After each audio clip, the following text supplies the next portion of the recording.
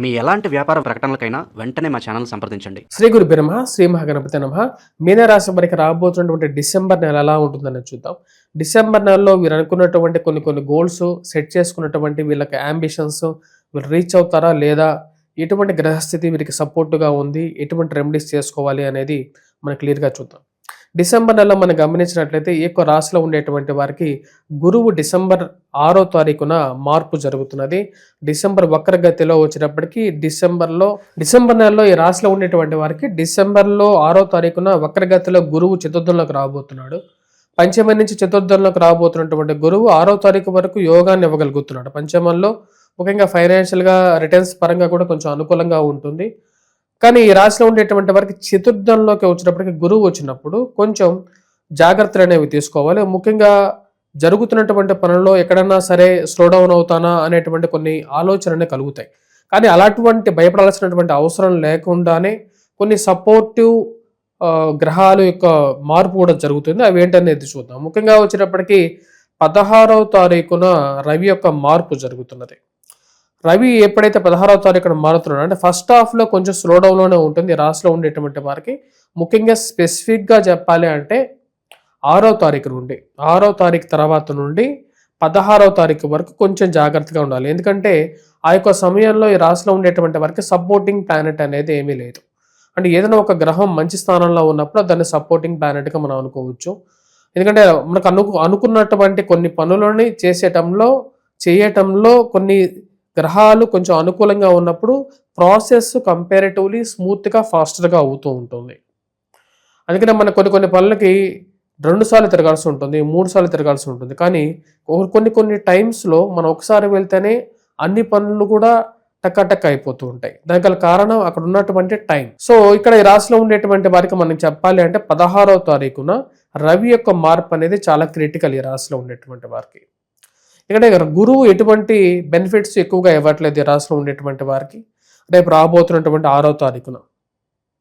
కానీ రవి ఎప్పుడైతే 16వ తారీఖున తన యొక్క మార్పు చేసుకుంటాడో అంటే ముందు 8వ తారీఖున కుజుడు మారుతున్నాడు. కాబట్టి 8వ తారీఖు నుండి 16వ తారీఖు వరకు ఈ రాశిలో ఉండేటువంటి వారు కొంచెం జాగ్రత్తగా ఉండాలి. ఉద్యోగపరంగా స్ట్రెస్ ఎలాగా ఉంటూనే ఉంటుంది ఈ రాశిలో ఉండేటువంటి వారు. ఎందుకంటే జన్మరాశిలో శని సంచారం జరుగుతున్నప్పుడు కొంచెం భయాందోళన కలిగించేటువంటి పరిస్థితులు, దుఃఖసాగరమైనటువంటి హృదయం, ఎటువంటి ప్రాబ్లం లేకపోయినప్పుడు కూడా దుఃఖం అనేది జరుగుతూ ఉంటుంది. అది మానసికమైనటువంటిగా వచ్చేటువంటి భయాందోళనతో వచ్చేటువంటి దుఃఖం.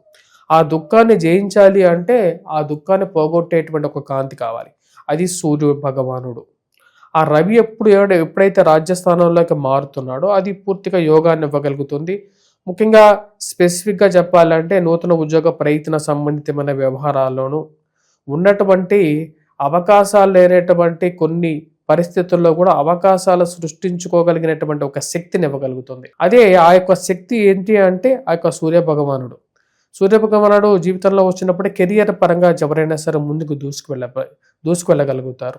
అదేవిధంగా నూతన ఉద్యోగ అవకాశాలు చేస్తున్నటువంటి ఉద్యోగంలోనే కొత్తగా ప్రమోషన్స్ కానీ ఇంక్రిమెంట్స్ విషయంలో కానీ కొంచెం ఒక అడుగు ముందుకి వెళ్ళగలిగినటువంటి ఒక శక్తిని ఇవ్వగలుగుతాడు.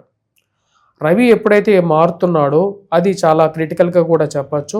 రాజకీయంగా ఎదగడానికి చేస్తున్నటువంటి ప్రయత్నాలకి ఎప్పుడు కాళ్ళు అడ్డం పెట్టేటువంటి వారు కూడా ఆ కాల మధ్యలోంచి కూడా దారి చేసుకొని వెళ్ళగలిగేటువంటి ఒక శక్తిని ఇవ్వగలుగుతాడు. వాటితో పాటు ఈ రాశిలో ఉండేటువంటి వారికి మీరు చేసినటువంటి వ్యాసాల్లో మీరు సంఘంలో గౌరవం గుర్తింపు ఇచ్చేటువంటి ఒక స్థాయికి పొందగలుగుతారు. అవకాశాలు అందిపుచ్చుకోగలుగుతారు. మీ మీద మీకు ఒక కాన్ఫిడెన్స్ రాగలుగుతుంది. కార్యాలయాల్లో ఉద్యోగం పరంగా మీరు చేస్తున్నటువంటి పనిలో మీ యొక్క అథారిటేటివ్నెస్, మీరు చేస్తున్నటువంటి బాధ్యతలతో పాటు కొత్త బాధ్యతలు కూడా మీ చేతికి రావటం, ఇప్పటి నుంచో వెయిట్ చేస్తున్నటువంటి కొన్ని బాధ్యతలు అందిపుచ్చుకోగలుగుతారు. అప్పుడు మీ యొక్క సుపీరియారిటీనెస్ని మీరు చూపించుకోగలుగుతారు. ఈ రాశిలో ఉండేటువంటి వారికి రవి యొక్క స్థితి పూర్తి యోగాన్ని ఇస్తుంది. ఇప్పుడు మనం గమనించినట్లయితే చతుర్గ్రహ యోగం అనేది కూటమి కూడా జరుగుతున్నది. అది మొదటిగా ఫామ్ అయ్యేది వృశ్చిక రాశిలో జరుగుతుంది. వాటిలో కుజుడు, రవి, బుధుడు, శుక్రుడు కలుస్తున్నారు. ఈ కుజుడితో కలిసినటువంటి ఈ చతుర్గ్రహ కూటమితో పంచమ ఎప్పుడైతే దాని యొక్క మార్పు జరుగుతుందో అంటే ముందుగా 8వ తారీఖున కుజుడు, 16వ తారీఖున గురువు, తర్వాత 27వ తారీఖున శుక్రుడు ఫైనల్గా వస్తాడు. దానికన్నా ముందు బుధుడు వెళ్ళి జాయిన్ అవుతున్నాడు. ఇలా ఒక్కొక్క గ్రహం చేరి చివరికి చతుర్గ్రహ కూటమి రాజ్యస్థానాల్లోకి చేరుతున్నది. ఈ యొక్క చతుర్గ్రహ కూటమి ఎప్పుడైతే రాజ్యస్థానాల్లోకి వెళ్తుందో అక్కడ ఈ రాశిలో ఉండేటువంటి వారికి యోగాన్ని ఇవ్వగలుగుతుంది. ఎందుకంటే మొత్తం పాపగ్రహ కూటమే అన్నమాట. పాపగ్రహ కూటమి రాజ్యస్థానంలో రవి ఎప్పుడైతే అక్కడ బర్నింగ్ ప్లానెట్ లాగా దాన్ని బంద్ చేయగలుగుతాడో అది పూర్తిగా ఈ రాశిలో ఉండేటువంటి వారికి యోగాన్ని ఇవ్వగలుగుతున్నది. నూతన ఉద్యోగ అవకాశాల్లోనూ నూతన వ్యాపార అన్వేషణలోకి అడుగు పెట్టడానికి, వ్యాపార అన్వేషణ అనేది ఒక రోజుతో అయ్యేది కాదు, ఉద్యోగ అన్వేషణ అనేది ఒక రోజుతో అయ్యేది కాదు. కాకపోతే ఇగ్నిషన్ అనేది ఆ యొక్క స్టార్ట్ అనేది ఎక్కడో చోట అవ్వాలి. ఆ స్టార్ట్ అవ్వడానికి ఇది ఒక మంచి ఉపయోగకారకంగా ఉంటుంది. అది మీకు చాలా ఉపయోగపడే విధంగా కూడా ఉంటుంది.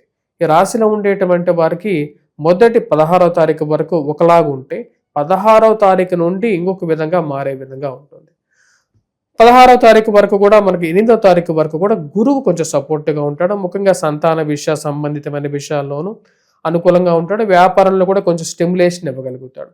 వ్యాపారం ఎప్పుడు గాడిలో పడుతుందా అని చెప్పి ఆలోచించేటువంటి వారికి గురువు యొక్క స్థితి కొంచెం సపోర్ట్గా ఉంటుంది. 16వ తారీఖు నుంచి రవి యొక్క స్థితి ముందుకు తీసుకెళ్తుంది. కానీ మధ్యలో ఉండేటువంటి ఒక ఎంటీ గ్యాప్ ఏదైతే ఉందో ఆ యొక్క ఎంటీ గ్యాప్లో ఈ రాశిలో ఉండేటువంటి వారు జాగ్రత్తగా ఉండాలి. ముఖ్యంగా మ్యాథమెటిక్స్లోను విద్యార్థులు, ముఖ్యంగా చెప్పాలంటే మ్యాథమెటిక్స్లో ఎవరైతే బాగా రాణించాలని చెప్పి ప్రయత్నం చేస్తున్నారో వాళ్ళు ఆ టైంలో కొంచెం జాగ్రత్తలు అనేవి తీసుకొని ముందుకెళ్ళాలి. సెల్ఫ్ డ్రైవింగ్ విషయంలో కూడా జాగ్రత్త అనేది చాలా ముఖ్యంగా చెప్పడం జరుగుతుంది. ఈ రాశిలో ఉండేటువంటి వారు వివాహ ప్రయత్నం గురించి ప్రయత్నాలు చేస్తున్నటువంటి వారు ఎవరైతే ఉన్నారో వారికి కొంచెం అనుకూలమైనటువంటి పీరియడ్గానే చెప్పొచ్చు. ఈ రాశిలో ఉండేటువంటి వారికి, ఈ రాశిలో ఉండేటువంటి వారికి శుక్రుడు భాగ్యస్థానంలో సంచారం చేస్తున్నటువంటి సమయంలో అంటే 27వ తారీఖు వరకు కూడా కొంచెం అనుకూలమైనటువంటి ఫలితాలు పొందగలుగుతారు. సంతాన ప్రాప్తి గురించి ప్రయత్నం చేసేటువంటి వారికి మొదటి ఫేజ్ అనేది అంటే మొదటి 2 వారాలు అనేది అనుకూలమైనటువంటి పీరియడ్గా గోచరిస్తూ ఉన్నది. ఈ రాశిలో ఉండేటువంటి వారికి దుబారా ఖర్చు అనేది వెంటాడుతూ ఉంది. ఆ దుబారా ఖర్చు నుంచి బయటికి రావడానికి ఎక్కువగా ప్రయత్నం చేయండి.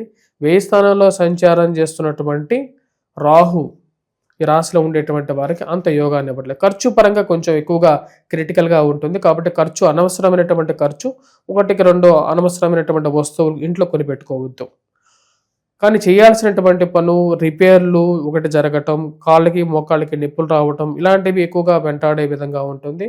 కానీ ఎప్పుడైతే చెప్పినటువంటి పీరియడ్లో మటుకు అనవసరమైనటువంటి సంతకాలు పెట్టడం, హామీ పత్రాల మీద జాగ్రత్తగా ఉండాలి.